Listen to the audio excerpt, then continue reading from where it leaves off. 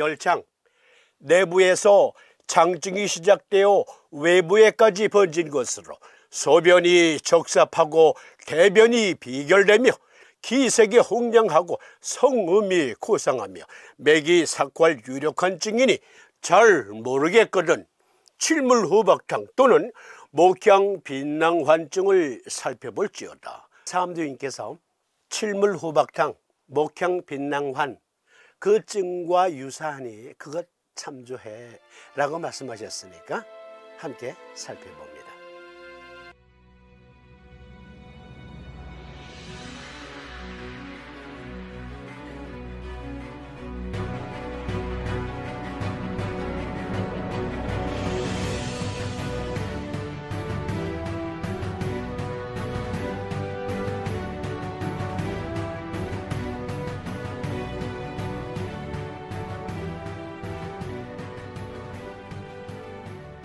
장준경 선생께서 열창, 실창을 상한론 양명병 편에서 언급을 했어요. 그런데 호흡기 질환이 폐각 내로 들어왔고 그 호흡기 질환을 일으키는 바이러스가 양명 리브에까지 영향을 미쳤다 할 때 도핵 승기탕을 쓰는 경우가 있고요. 순수한 양명병일 때는 조위 승기탕을 쓰라 했습니다. 폐각 내에 범접한 바이러스로 인한 병증을 상한론에서는 태양병이라고 했거든요. 그런데 그 태양병 중에서 땀이 나고 발열 오풍이 있으면 그것은 계지탕증이다 했습니다. 그 계지탕증에 양명병이 함께 섞여 있다. 그럴 때는 도핵승기탕을 쓰고 순수 양명병 증세만 보일 때는 조위승기탕, 소승기탕, 대승기탕, 삼승기탕증이라고 해서 세 개의 증을 구별해서 각각 조위승기탕을 쓸지 소승기탕을 쓸지 또는 대승기탕을 쓸지 증후를 보고 판단해서 처방을 하라라고 상한론에는 기록되어 있거든요. 그런데 후박칠물탕, 즉 칠물후박탕을 달리 후박칠물탕이라기도 하거든요. 이것은 상한론에 등재되어 있는 것이 아니라 금괴 요약에 들어 있습니다.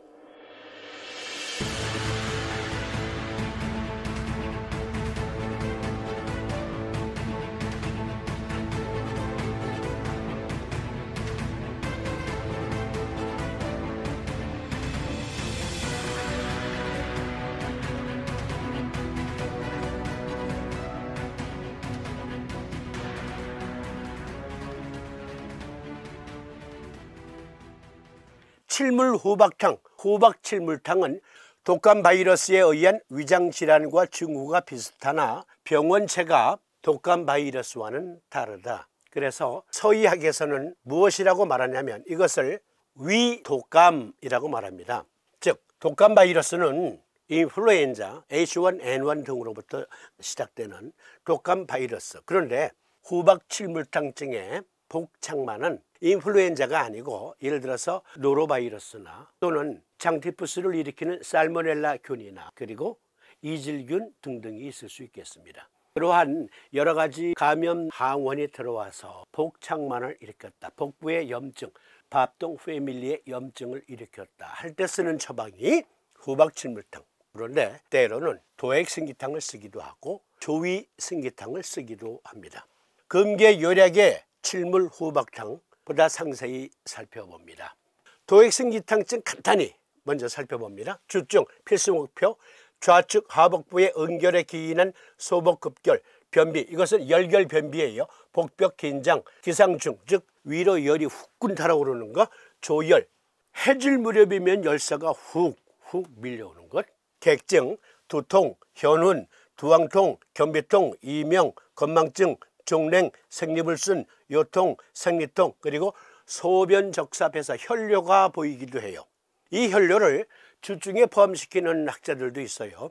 그러니까 도액승기탕증에서는 우리가 복창만과 함께 생각할 것은 인플루엔자 바이러스가 폐각 내로 침투했고 또 양명 리브에까지 침투했을 때 위장질환과 함께 비노생식기 질환이 뚜렷하다. 그럴 땐 칠물후박탕이 아니고요.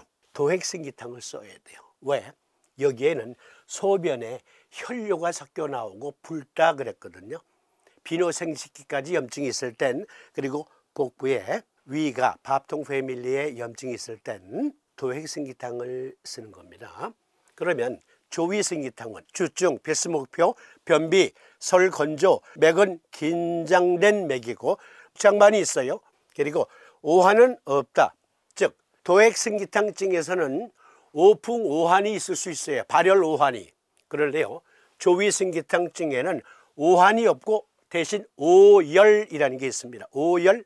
오한이라는 말은 한기를 싫어한다라는 말인데, 오한은 두 가지 의미가 또 있죠. 하나는 부자 노경을 써야 될, 몸이 몹시 냉해요. 그런데 열이 있으면서 오한을 느끼는 것은 그렇죠.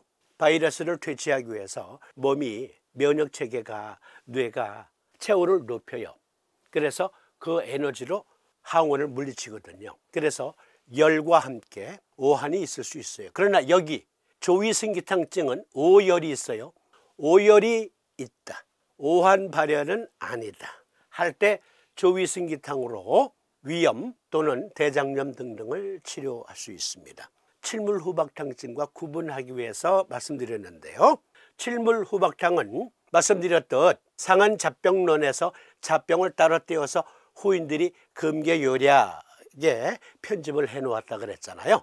그 금계요략에 들어있어요. 금계요략에는 어떤 버전에는 칠물후박탕이라기도 하고 어떤 버전에는 후박칠물탕이라기도 합니다.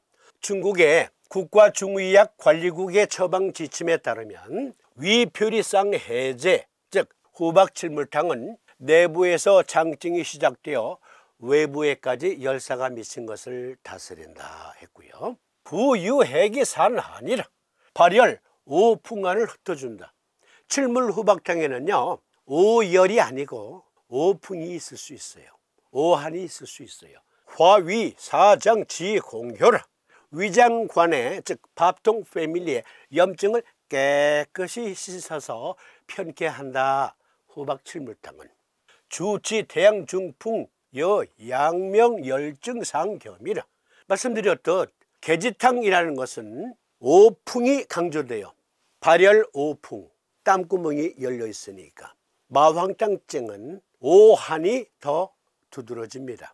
만져보면 뽀송뽀송해요. 땀기가 없어요. 땀기가 있는 바이러스 호흡기 질환일 때 중경사께서는 그것을 태양중풍이라고 했어요.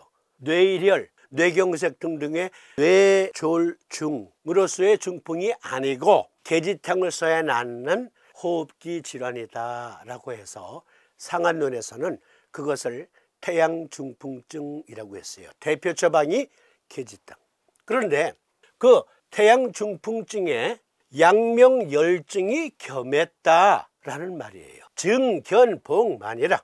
이것은 복창반과 복통을 문진, 복진 등으로 확인할 수 있다라는 말이고요. 대변, 경혹, 불대변이라. 대변이 경하다, 열결, 변비. 그런데 너무너무 경할 경우에는 장폐색, 그러한 증에 후박칠물탕을 쓴다 했습니다. 그리고 맥부삭, 맥이 빠르고 부하다, 맥이 빠르고 삭하다와 유사한 맥증이에요. 이것은 염증열의 맥상이라고 할 수 있겠습니다. 이번에는 목향빈낭환증을 살펴봅니다. 목향빈낭환은 금나라 때 장자화, 장종정이라고도 하죠. 그분이 유문사친이라는 명절을 남기셨는데 거기에 수록된 처방 목향빈낭환, 역시 중국 국가중의약관리국의 처방 지침을 보니까 목향빈낭환 주치, 내부에 열사가, 염증이 정체되어 있다, 그것으로 인한 사기를 해소시키는 처방이 목향빈낭환이다. 증을 보면 습열에 의한 복창반, 이것은 밥통 패밀리의 염증에 의한, 쉽게 말하면 고름, 영문명으로 뒤차지, 그로 인해서 복부 팽만이 있고 이질성 설사, 급성 변비, 급성 세균성 이질에 쓰고 급만성 담낭염에도 쓴다. 급성 위염에도 적용할 수 있고 소화불량, 장폐색, 기타 열성 위장 질환에 목향빈낭환을 쓴다 했습니다. 이제 감이 잡히세요? 열창, 실창 어떠한 증인지. 논문을 찾아보았습니다. 스토막 플루라는 위장 독감, 위 독감. 위장염은 일반적으로 위 독감이라고 합니다. 하지만 서의학에서는 그 원인을 보니 독감을 일으키는 호흡기 바이러스인 인플루엔자가 원인은 아닙니다. 다양한 위세균 혹 바이러스는 일반적으로 설사 혹 변비, 복통 및 메스꺼움과 같은 증상의 원인이 됩니다 했어요. 여러분, 상한론에 보면 물론 금계율학에도 표현되어 있지만 열결변비와 함께 열결설사라는 표현이 나와요. 즉 대황, 황연, 황금 이러한 약을 써야 될 변비. 그런데 변비가 아니라 설사를 쫙쫙 하는데 대황, 황연, 황금을 처방하는 그러한 증들이 많이 소개되고 있거든요. 독감 바이러스나 또 코로나 위장의 합병증을 일으키면 변비보다 설사가 더 강조되죠. 설사가 더 많이 나올 수 있어요. 그런데 이때 설사는 먹은 게 그대로 나오는 청곡할이라고 해서 소화가 안 된 것, 먹은 것이 그대로 나오는 게 아니고요. 마치 붉은 황토물처럼 나와요. 붉은 황토물처럼 설사가 쫙쫙. 그리고 추위기가 있어요. 내가 변을 봤어도 이렇게 보면은 변에서 열기를 느낄 정도야. 그것이 감지가 된다고. 이건 열결설사라고 해서 염증이 너무 지나치니까 열이 많으니까 부숙, 삭히는 작용이 심해요. 그래서 붉어요. 황토색의 붉은 설사를 할 땐 설사를 멈추는 약을 쓰면 안 돼요. 가정상비약으로 두고 있는 옛날에는 로페라마이드라고 해서 로페린이라는 지사제를 가정상비약으로 둔 적이 있었는데 만약에 염증에 의한 장염에 의해서 설사를 할 때 가정상비약 중에 로페라마이드 등등의 지사제를 복용하면요. 그 염증이 출구를 못 찾고 안에 퍼져요. 그래서 췌장 잘라내야 될 경우도 있고 비장, 담낭 잘라내야 되는 심각한 합병증이 생길 수 있어요. 이것도 제가 방송에서 여러 번 언급했는데 가정상비약 중에 지사제는 장염, 위염 등등에 의한 변이, 소화가 잘 된 붉은 변이 쏟아질 땐 쓰면 안 된다. 만에 하나 그 염증이 포화 상태에 이르게 되면 담낭에도 미치고 비장, 췌장에도 미쳐서 제거해야 될 심각한 합병증이 생길 수 있어요. 그래서 사암침을 배울 때 이렇게 의과학적인 근거로 배우셔야 왕초보님들도 그리고 스페셜리스트들도 환자들에게 양질의 의료 서비스가 가능하다. 어쨌든 칠물후박탕증이나 목향빈낭환증은 스토막 플루, 가스트로엔테라이티스에 적용하는데 코로나 바이러스에 의한 위장 합병증에도 쓸 수 있기는 해요. 단 변비가 있거나 붉은 열결 설사를 할 때 적용할 수 있겠습니다. 사암침은 무엇을 적용합니까? 사암도인께서 심실인지라 하시면서 심승격을 제시하셨어요. 심승격을 쓰는 것은 방광정격을 쓰는 것과 같지요. 그러니까 일단 발열이 심하다, 조열이 심하다. 그럴 때 쓸 수 있겠습니다.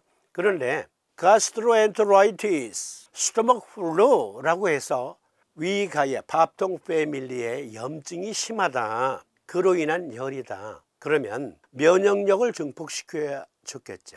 그래서 위장관 염증, 이질, 장티푸스 등등 스토막 플루라고 부르는 여러 바이러스 질환에 의한 장염일 때 비정격을 추가해야 합니다. 그런데 어떤 분들은 아니 그게 말이 돼? 심경에서 대표 경혈 하나만 꼽아라 하면 소음구나 심화경의 화혈인 소부가 대표 경혈 아니겠습니까? 그런데 비정격에서는 소부를 보았는데요. 그리고 열사가 있다고 했는데 비경의 화혈인 태도를 또 보았고 그러면 모순되는 요법 아닙니까? 여러분들 중에 누가 몸이 열한 사람에게 소부열 하나에만 딱 N극면을 부착하든지 아니면 바늘로 놓는 침에서 침을 꽂고 보를 하면 몸의 열기가 더해집니까? 안 그래요. 반대로 족통곡 혹은 통곡이라고 부르는 그 경혈 거기에다가 침을 딱 꽂고 보를 해요. N극면을 부착을 해요. 그러면 몸이 으실으실 추워진답니까? 아닙니다. 삼침은 시스템적 요법임을 명심하십시오. 시스템을 움직이는 요법이 채침에서는 없어요. only 삼침에만 있습니다. 삼침에서 소부 대도를 보하고 대돈 음백을 사할 때 족태음습 비토경이 갖고 있는 태음습, 즉 휴머럴 이뮤니티, 체액성 면역력이 증폭된다는 거예요. 열을 불러일으키는 게 아니고 휴머럴 이뮤니티, 체액성 면역력으로 위가의 항원을 씻어내고 사멸시킵니다. 그러니까 소부를 포하고 대도를 포한다고 해서 심승격과 반하는 요법이 아니고요. 상식적으로 생각해 보세요. 삼침 왕초보 시리즈에서 말씀드렸듯 의학적으로 잘 모르겠거든, 의학적 지식이 부족할 땐 그냥 보편타당한 상식으로 생각해 보세요. 12경맥은 각각 특유의 경기로 해당 장부의 정상적인 기능을 유지하게 한다 그랬어요. 그리고 그 경기로 온몸의 항상성 유지력을 발휘한다 했습니다. 그런데요, 12경맥, 12개의 경맥은 각각 특유의 에너지가 있어요. 특유의 각각의 에너지가 있다 그랬어요. 그런데 그 에너지는요, 각각 24시간 작동하는 거예요. 수태음습 폐금경은 태음습이라고 하는 체액성 면역력을 24시간 발휘하고요. 족태음습 비토경 역시 24시간 휴머럴 이뮤니티를 발휘합니다. 동시에 족양명조 위토경의 양명조도, 수양명조 대장금경의 양명조도, 그리고 수소음군화 심화경의 소음군화력과 족태양한수 방광수경의 태양한수 동시에 우리 몸의 항상성 유지력을 발휘해요. 단 그들은 상호 기량적 관계로 과하면 상대 경락이 제어를 하고 부족하면 역시 또 상대 경락이 아니 너 지금 소음군화력이 너무 약한데 방광수경이 하는 말, 내가 잠시 기능을 좀 축소시킬게, 열기 다시 올려, 이렇게 상호 기량적 관계를 갖고 있거든요.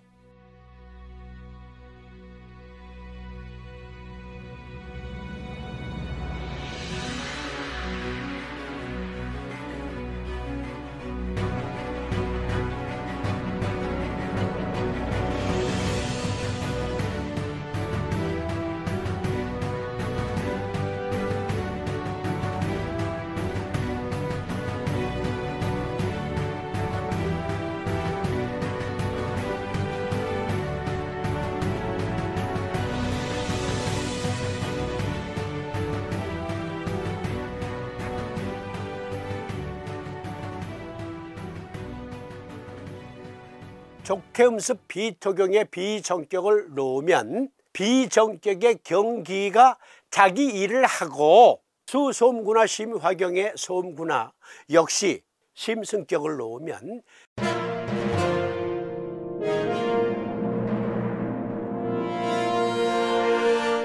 견제력은 그대로 발휘됩니다. 그러니까 가스트로엔테라이티스, 즉 스토막 플루이든지 아니면 인플루엔자 바이러스가 위가에까지 영향을 미쳤든지 일단 심승격 그리고 비정격을 동시에 적용한다. 양쪽에 다 놓는 겁니다. 그러면 다음 시간은 종착물 세 번째쯤 기창 함께 토론해 봅니다. 이것은 다음 시간에 계속됩니다. 시청해 주심에 감사드립니다. 고맙습니다.